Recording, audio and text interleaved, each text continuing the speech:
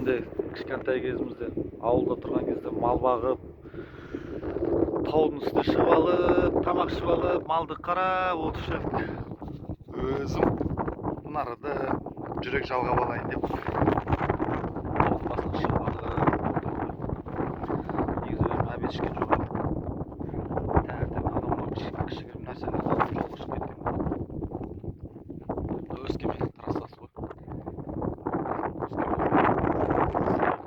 Ылғи өткен кезде осы тасты көретін. Дәу беті өтірік айтпасам 4 этажды болады ғой биіктігі. Жерден түсіріп көрсетем ғой.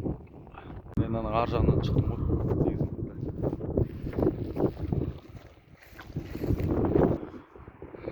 Міне осындай тас. Мынаның үстіне шығып аламын негізі. Енді машинаға барып жатырмыз. Ох, машинаның өзі тұрғанның өзі бір бөлек қой. Жүргеттік Өскеменге деп тұр ғой. Дайындалып тұр. Кеттік енді ары қарай.